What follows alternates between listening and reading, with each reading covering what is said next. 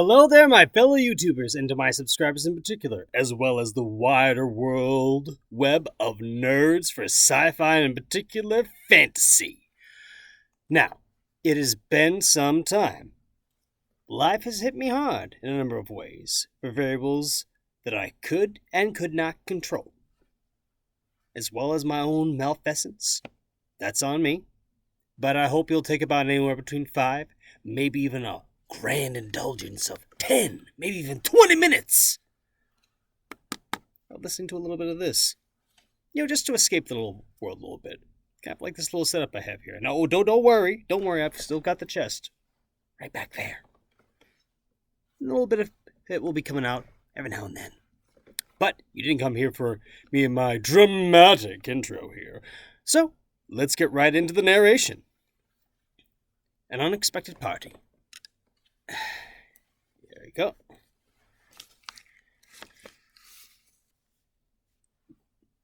Now, clear up! Thereupon, the 12 dwarves, not Thorin, he was far too important, and stayed talking to Gandalf, jumped to their feet, and made tall piles of all the things. Off they went, not waiting for trays, balancing columns of plates, each with a bottle on top, with one hand, while the Hobbit ran after them and was squeaking with fright. "Please be careful, and please don't trouble, I can manage." But the dwarves only started to sing. Chip the glasses and crack the plates, blunt the knives and bend the forks, that's what Bilbo Baggins hates. Smash the bottles and burn the corks. Cut the cloth and tread on the mat with the fat. Pour the milk on the pantry floor, leave the bones on the bedroom mat, splash the wine on every door. Dump the crocks in a boiling bowl, pour them up with a thumping pole, and when you're finished, if any are whole, send them down the hole to roll. That's what Bilbo Baggins hates, so carefully with the plates. And of course, they did none of these dreadful things, and everything was cleaned and put away as safe, as quick as lightning. While the Hobbit was turning round and round in the middle of the kitchen, trying to see what they were doing, then they went back and found Thorin with his feet on the fender, smoking a pipe. He was blowing the most enormous smoke rings, and wherever he told one to go, it went up the chimney, or behind the clock on the mantel,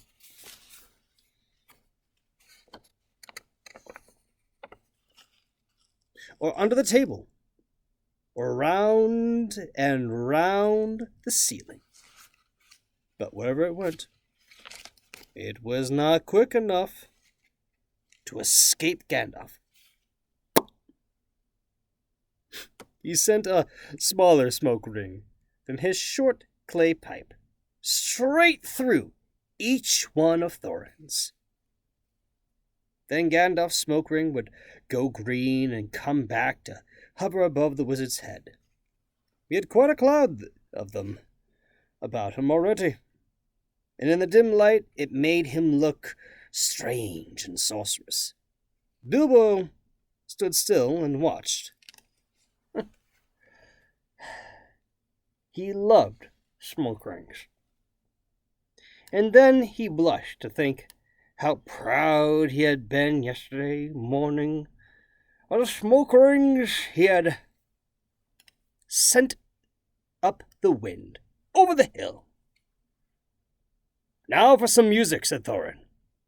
"Bring out the instruments." Killy and Philly rushed for their bags and brought back their little fiddles. Dory, Nori, and Ori brought out flutes from somewhere inside their coats. Bomber produced a drum from the hall. Bifur and Bofur went out too, and came back with clarinets that they had left among the walking sticks.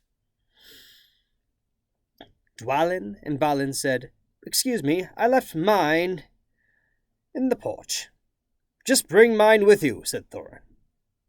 They came back with violas as big as themselves, and with Thorin's harp wrapped in a green cloth. It was a beautiful golden harp. And when Thorin struck it, the music began all at once. So sudden and sweet that Bilbo forgot everything else, and was swept away into dark lands under strange moons, far over the water, and very far from his hobbit hole under the hill. The dark came into the room from the little window that had opened in the side of the hill. The firelight flickered. It was April, and still they played on, while the shadow of Gandalf's beard wagged against the wall. The dark filled all the room, and the fire died down, and the shadows were lost, and still they played on, and suddenly, first one and then another began to sing as they played, deep-throated singing of the dwarves in the deeper places of their ancient homes, and this is like a fragment of their song, if it can be like their song without their music. If you'll pardon me.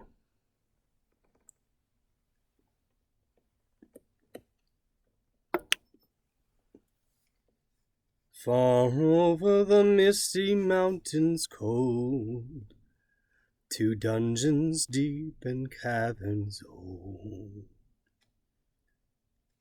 we must away a break of day, to seek the pale enchanted gold. The dwarves of yore made mighty spells, while hammers fell like ringing bells in places deep where dark things sleep, in hollow halls beneath the fells. For ancient king and elvish lord, there are many a gleaming golden hoard. They shaped and wrought, and light they caught, to hide in gems on hilt of sword. On silver necklaces they strung the flowering stars, on crowns they hung the dragon fire, and twisted wire they meshed the light of moon and sun. Far over the misty mountains cold, to dungeons deep and caverns old, we must away a break of day, to claim our long-forgotten gold.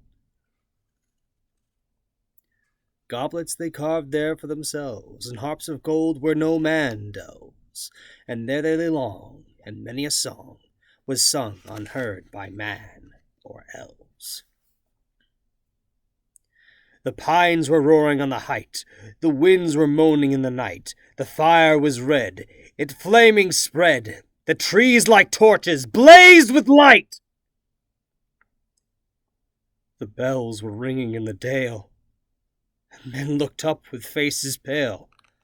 The dragon's fire, more fierce than fire, laid low their towers and houses frail.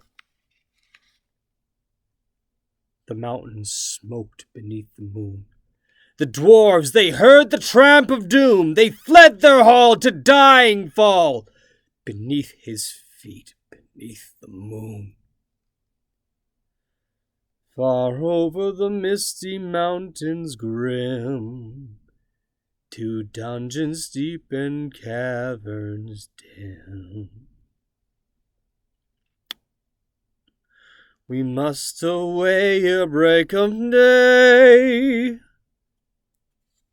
to win our harps and gold from him. As they sang, the hobbit felt the love of beautiful things, made by hands and by cunning and by magic, moving through him, a fierce and jealous love, the desire of the hearts of dwarves, Then something tookish woke up inside him, and he wished to go and see the great mountains, and hear the pine trees and the waterfalls, and explore the caves, and wear a sword instead of a walking stick. He looked out of the window. The stars were out in the dark sky above the trees. He thought of the jewels of the dwarves shining in dark caverns. Suddenly in the wood beyond the water, a flame leapt up, probably someone lighting a wood fire, and he thought of plundering dragons settling on his quiet hill and kindling it all to flames. He shuddered, and very quickly he was plain Mr. Baggins, of Bag End, Underhill, again. He got up trembling. He had less than half a mind to fetch the lamp, and more than half a mind to pretend to, and go and hide behind the beer barrels in the cellar, and not come out again until all the dwarfs had gone away. Suddenly he found the music and the singing had stopped, and they were all looking at him with eyes shining in the dark. "Where are you going?" said Thorin, in a tone that seemed to show that he guessed both halves of the hobbit's mind. "What about a little bit of light?" said Bilbo, apologetically. "We like the dark," said the dwarves. "Dark for dark business. There are many hours before dawn."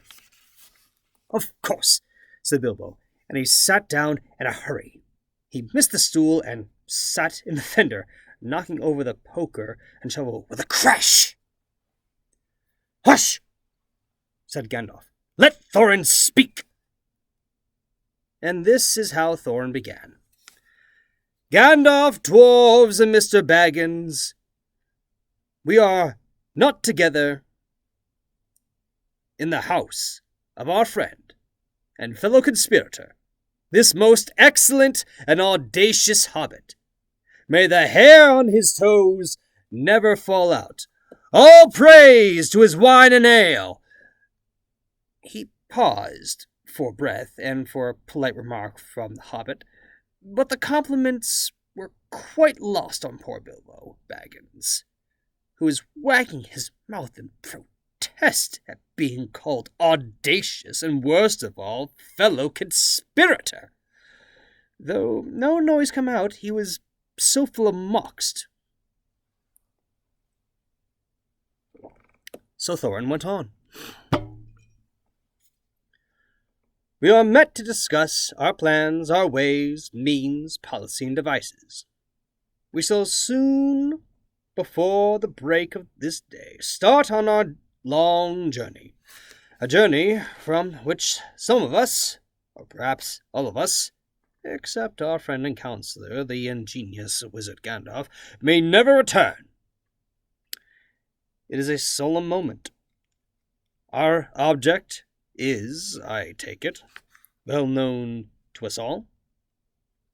To the estimable Mr. Baggins, and perhaps to one or two of the younger dwarves, I think I should be right in naming Killy and Philly, for instance, the exact situation at this moment may require a little brief explanation. This was Thorin's style.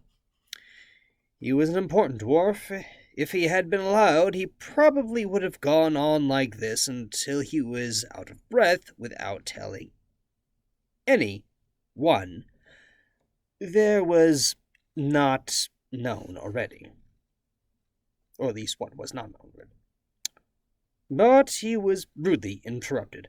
Poor Bilbo couldn't bear it any longer, and at may never return, he began to feel a shriek coming up inside, and very soon it burst out like a whistle out of an engine coming out of a tunnel. All the dwarves sprang up, knocking over the table. Gandalf struck a blue light on the end of his magic staff. and in the firework glare the poor little hobbit could be seen kneeling on the hearthrug, shaking like a jelly that was melting. Then he fell on the floor and kept on calling out, "Struck by lightning! Struck by lightning!" over and over again. And that was all they could get out of him for a long time. So they took him and laid him out of the way on the drawing-room sofa, with a drink at his elbow, and they went back to their dark business. "Excitable little fellow," said Gandalf, as they sat down again. "Quite funny, queer fits, but he's one of the best. One of the best. As fierce as a dragon in a pinch." If you have ever seen a dragon in a pinch, you will realize that this was only poetically exaggerated, or at least a poetical exaggeration applied to any hobbit, even to the old Took's great-grand-uncle, Bullaroar, who was so large for a hobbit that he could ride a horse. He charged the ranks of the goblins of Mount Graham in the Battle of the Greenfields, and knocked their king, Gulfimble's head clean off with a wooden club. It sailed 100 yards through the air and went down a rabbit hole, and in this way the battle was won. And the game of golf was invented at the same time, in that moment. In the meanwhile, however, Bullaroar's gentler descendant was surviving in the drawing-room. After a while, and a drink, he crept nervously to the door of the parlor. This is what he heard, Glóin speaking. "Humph!" Or some snort, or less like that. "Will he do you think? It is all very well for Gandalf to talk about this hobbit being fierce, but one shriek like that, in a moment of excitement, would be enough to wake the dragon and all his relatives, and kill the lot of us. I think it sounded more like fright than excitement. In fact, if it had not been for the sign on the door, I should have been sure we had come to the wrong house. As soon as I clapped eyes on that little fellow, bobbing and puffing on the mat, I had my doubts. He looks more like a grocerer than a burglar." Then Mr. Baggins turned the handle and went in. The Took's side had won. He suddenly felt he would go without bed and breakfast to be thought fierce. As for little fellow bobbing on the mat, it almost made him really fierce. Many a times afterwards, the Baggins part regretted what he did now.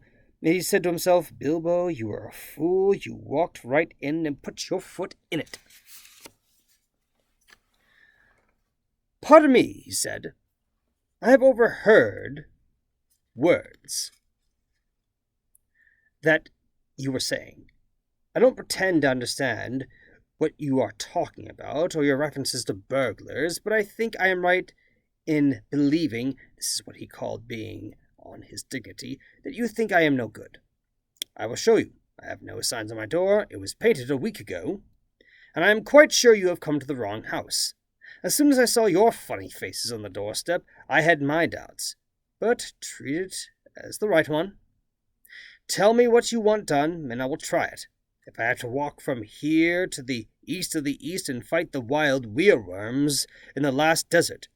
I had a great-great-great-grand-uncle once, Bullaroar Took, and yes, but that was long ago," said Glóin. "I was talking about you, and I assure you there is a mark on this door. The usual one in the trade, or used to be.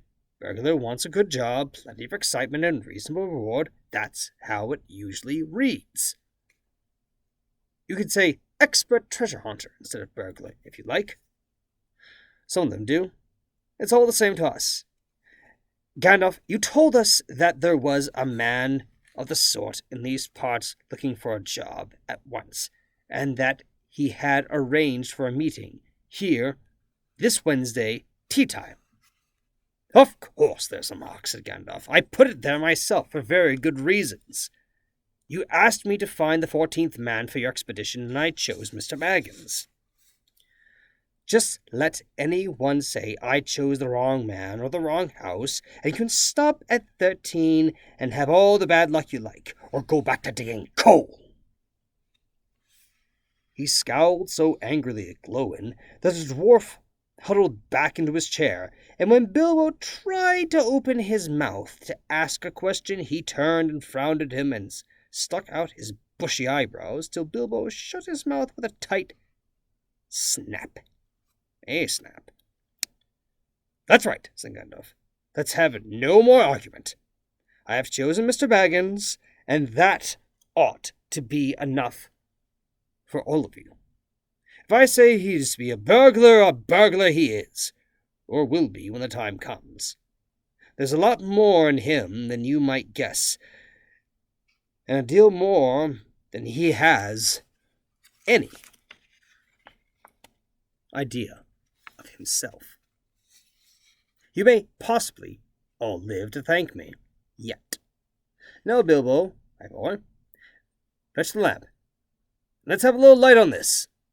On the table, in the light of the big lamp, with a red shade, he spread a piece of parchment, rather like a map.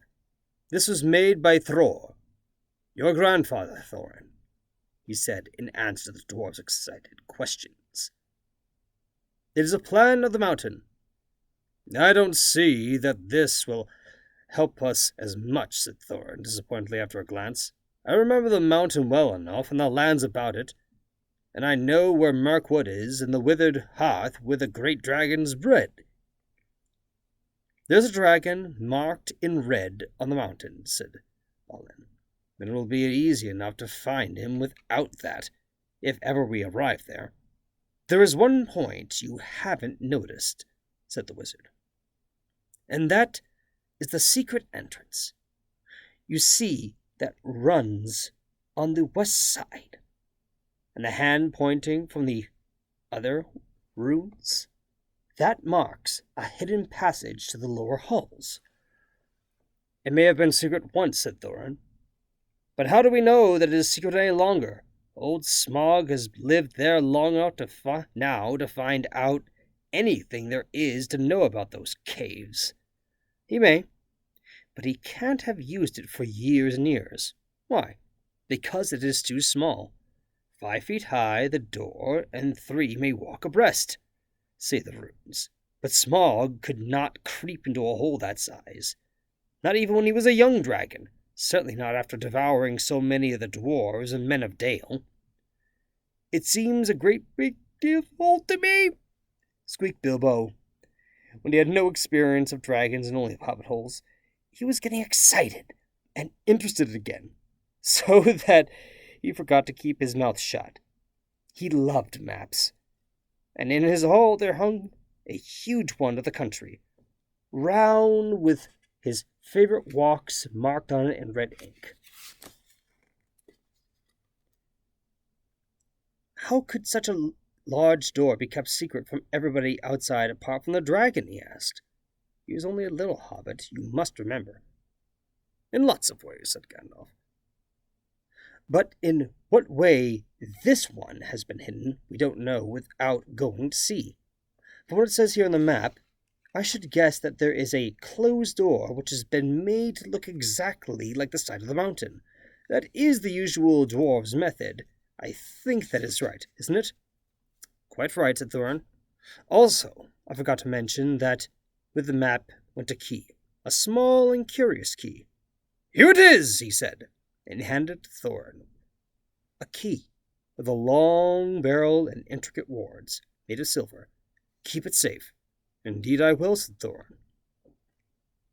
And he had it fastened upon a fine chain that hung about his neck and under his jacket. Now things begin to look a little bit more hopeful. This news alters them much for the better. So far we have had no clear idea of what to do. We thought of going east, as quiet and as careful as we could, as far as the Long Lake. After that, the trouble would begin. A long time before that, if I know anything about the roads east, interrupted Gandalf. We might go from there up along the river running, went on Thorin, taking no notice, and so to the ruins of Dale, the old town in the valley there, under the shadow of the mountain. But we none of us liked the idea of the front gate. The river runs right out of it through the great cliff, at the south of the mountain. And out of it comes the dragon too, far too often unless he has changed. That would be no good, said the wizard. Not without a mighty warrior, even a hero. I tried to find one, but warriors are busy fighting one another in distant lands, and in this neighborhood heroes are scarce, or simply not to be found. Swords in these parts are mostly blunt, and axes are used for trees, and shields are used as cradles or dish covers, and dragons are comfortably far well off, and therefore legendary. That is why I settled on burglary, especially when I remembered the existence of a side door. And here is our little Bilbo Baggins, the burglar, the chosen and selected burglar. So, now let's get on and make with the plans. Very well then, said Thorin. Supposing the burglar gives us some ideas or suggestions, he turned, with mock politeness to Bilbo. First, I should like to know a little bit more about things.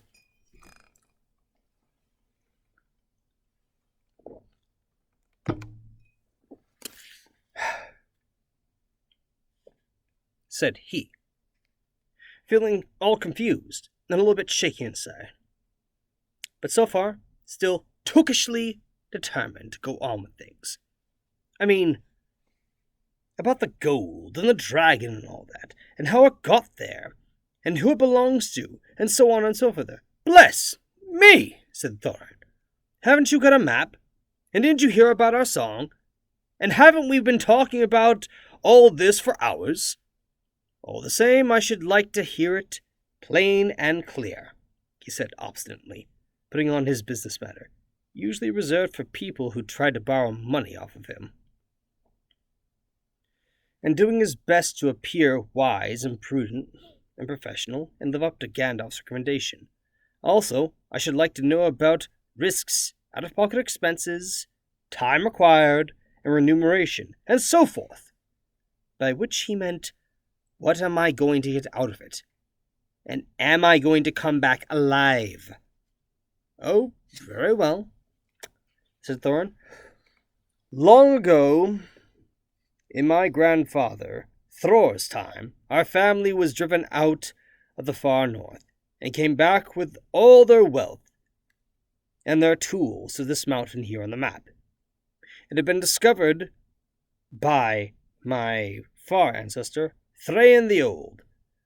But now they mined and they tunneled and they made huger halls and greater workshops. And in addition, I believe they found a good deal of gold, and a great many jewels too. Anyway, they grew to be immensely rich and famous, and my grandfather was king under the mountain again, and treated with great reverence by mortal men who lived to the south, and were gradually spreading up the running river as far as the valley overshadowed by the mountain. They built the merry town of Dale. There in those days, kings used to send for our smiths, and reward them, even the least skillful, most richly. Fathers would beg us to take their sons as apprentices, and pay us handsomely, especially in food supplies, which we never bothered to grow or find for ourselves. Altogether, those were good days for us. And the poorest of us had money to spend and to lend, and leisure to make beautiful things just for the fun of it, not to speak of the most marvelous and magical toys, the likes of which is not to be found in the world nowadays. So my grandfather's halls became full of armor and jewels and carvings and cups, and the toy market of Dale was the wonder of the north. Undoubtedly, that was what brought the dragon.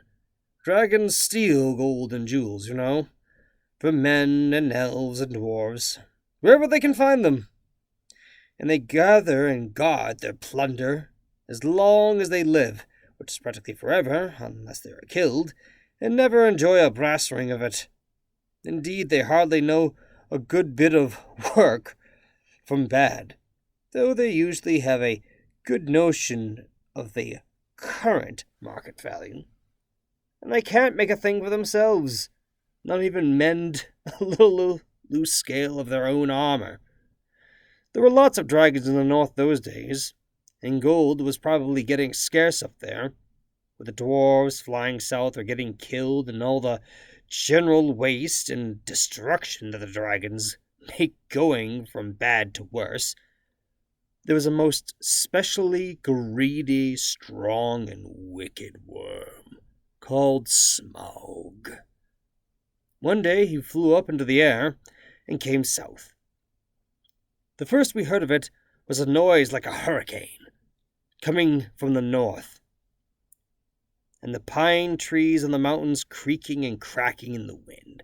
Some of the dwarves who happened to be outside, I was one, luckily, a fine adventurous lad in those days, always wandering about, and it saved my life that day. Well, from a good way off, we saw the dragon settle on our mountain in a spout of flames. Then he came down the slopes, and when he reached the woods, they all went up in fire. By that time, all the bells were ringing in Dale, and the warriors were arming. The dwarves rushed out of their gate in great numbers, but there was the dragon waiting for them. None escaped that way. The river rushed up in steam, and a fog fell on Dale, and in the fog the dwarves pity them.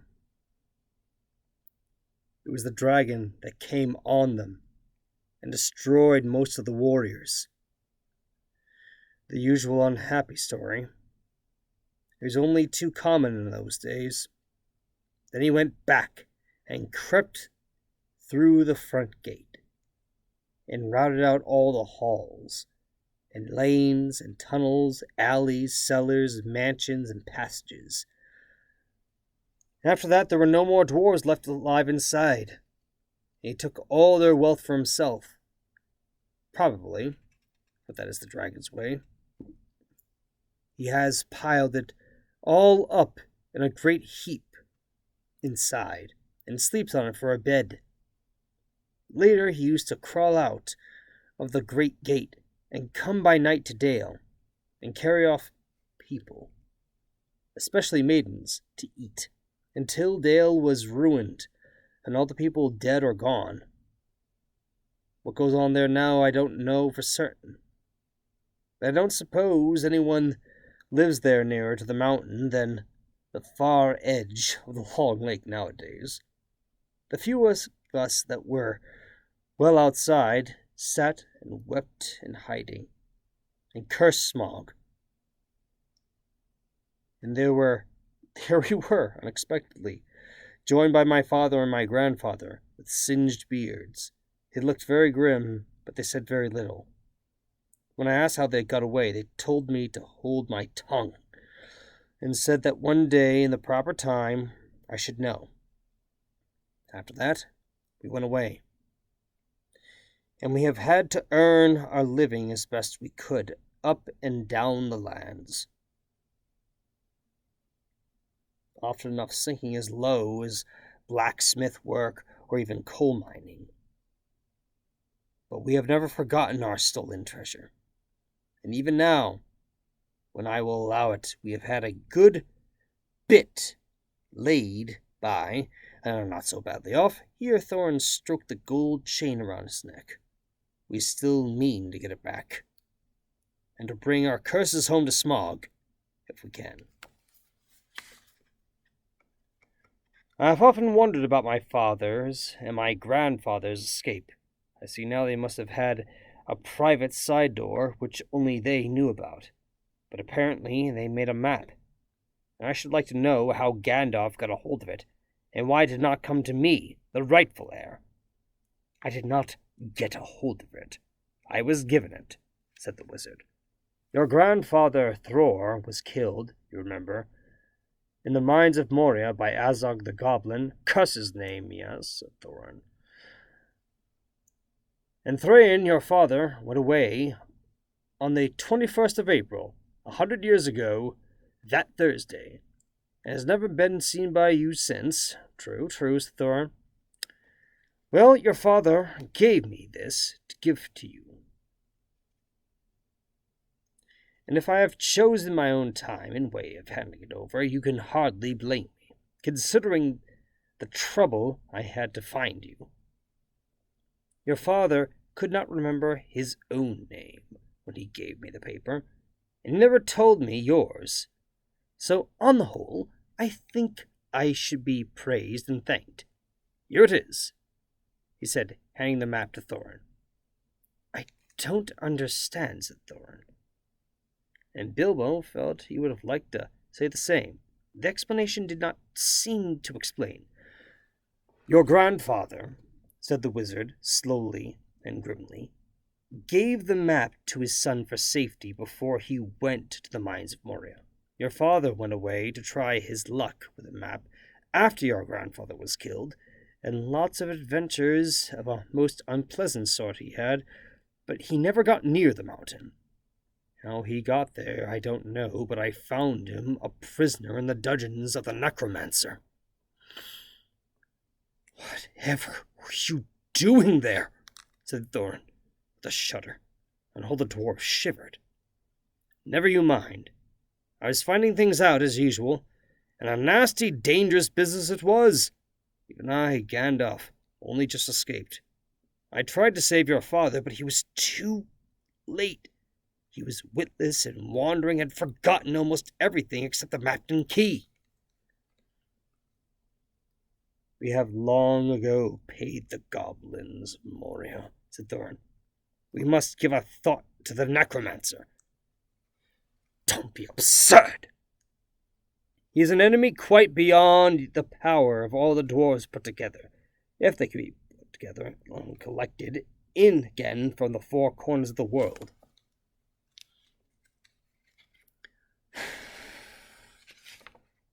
The one thing your father wished for was his son to read the map and use the key. The dragon and the mountain are more than enough big tasks for you. Hear, hear, said Bilbo, and accidentally said it aloud. Hear what? They all said, turning suddenly towards him, and he was flustered that he answered, Hear what I've got to say. What's that? They asked.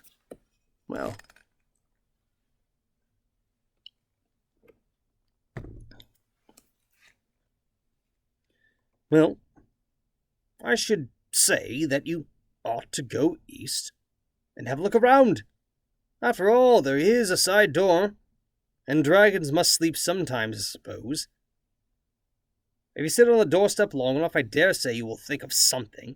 And well, don't you know, I think we have all talked long enough for one night. If you see what I mean. What about bed, an early start and all that? I will give you a good breakfast before you go, before we go, I suppose you mean, said Thorin. Aren't you the burglar? It isn't sitting on the doorstep your job, not to speak of getting inside the door. But I agree about bed and breakfast. I like eggs with my ham when starting on a journey. Fried, not poached. And mind you don't break 'em. After all the others had ordered their breakfast, without so much as a please, which annoyed Bilbo very much, they all got up. The Hobbit had to find room for all of them, and filled all the spare rooms, and made beds on chairs and on sofas before he got them all stowed. He went to his own little bed, very tired, and not all the very together happy. One thing did he did make in his mind about. He was not going to bother to get up very early and cook everybody else's wretched breakfast. Tookishness was wearing off. He was not now quite so sure that he was going on any journey in the morning. As he laid in bed, he could hear Thorin, still humming to himself in the best bedroom next to him. Far over this mountains cold, to dungeons deep in caverns old, we must away at break of day, to seek the pale enchanted gold. Bilbo went to sleep with that in his ears, and it gave him very uncomfortable dreams. It was long after the break of day when he woke up.